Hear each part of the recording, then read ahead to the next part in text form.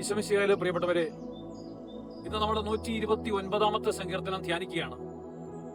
സിയോന്റെ ശത്രുക്കൾക്കെതിരെ എന്നുള്ള തലക്കെട്ടോടുകൂടി 8 തിരുവചനങ്ങളുള്ള ഈ സങ്കീർത്തനം ഇസ്രായേലിന്റെ ഭൂതകാല അനുഭവങ്ങളും ഭാവി പ്രതീക്ഷയുമൊക്കെ അവതരിപ്പിക്കുകയാണ്. വിപ്രവാസത്തിന് ശേഷം രചിച്ചതാവാം ഈ സങ്കീർത്തനം എന്ന് നമുക്ക് കണക്കുകൂട്ടാം. ഇസ്രായേലിന്റെ മുഴുവനും പ്രതീകമായിട്ട് ഒരു വ്യക്തി നിന്ന് ആലപിക്കുന്ന ഗാനമാണ് ഇത് എന്ന് കരുതാനാവും. അവന്റെ യൗവനം മുതൽ അവനെ പീഡിപ്പിച്ചുവെന്ന് ഇസ്രായേൽ പറയട്ടെ എന്ന് സങ്കീർത്തകൻ ആലപിക്കുന്നു. എന്നിരുന്നാലും അവരൊരിക്കലും വിജയിച്ചിട്ടില്ല. കർഷകര് എന്റെ പുറത്ത് ഉഴുതു, അവരുടെ ഒഴിച്ചാലുകള് നീളമുള്ളതായി. എന്നാൽ കർത്താവ് നീതിമാനാണ്, അവിടുന്ന് ദുഷ്ടരുടെ കയറുകള് മുറിച്ചു കളഞ്ഞു.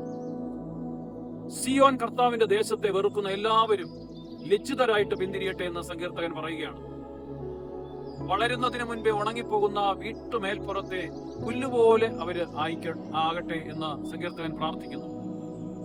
നമുക്ക് പ്രാർത്ഥിക്കാം. ഈശോയെ, ഞങ്ങളുടെ ജീവിതത്തില് വേദനകള്, തകർച്ചകൾ ഉണ്ടാക്കിയവരെ അവരോട് ഞങ്ങൾ ക്ഷമിക്കുന്നു. ഞങ്ങളുടെ ജീവിതത്തെ ഓരോ തരത്തിലുള്ള ബുദ്ധിമുട്ടുണ്ടാക്കിയവരെ ഞങ്ങൾ അവരോട് പൊറുക്കുന്നു. ഞങ്ങൾ ഇന്നത്തെ ദിവസം ആരോടും പരിഭവമില്ലാതെ ദൈവം അവരെ വിധിച്ചുകൊള്ളട്ടെ എന്നുള്ള മനോഭാവം സ്വീകരിക്കുന്നു. എല്ലാവരോടും സ്നേഹത്തോടു കൂടി വർത്തിക്കാം എന്നുള്ള തീരുമാനമെടുക്കുന്നു. ദൈവം സമർത്ഥമായിട്ട് നമ്മളെ അനുഗ്രഹിക്കട്ടെ. ആമേൻ.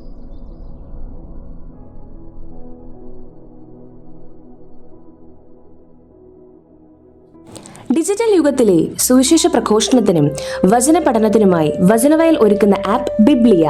www.biblia.in എന്ന സൈറ്റിലും പ്ലേ സ്റ്റോറിലും ബിബ്ലിയ ആപ്പ് ലഭിക്കുന്നതാണ്.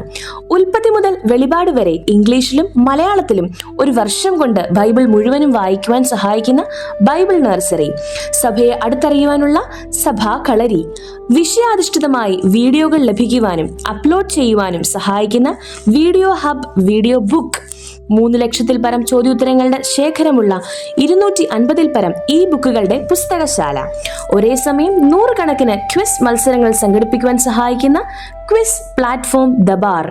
ഈ നവമാധ്യമ അപ്പസ്തോലേറ്റിൽ പങ്കുചേരാൻ ഇന്ന് തന്നെ ഗൂഗിൾ പ്ലേ സ്റ്റോറിൽ നിന്നും ബിബ്ലിയ ആപ്പ് ഡൗൺലോഡ് ചെയ്യുക.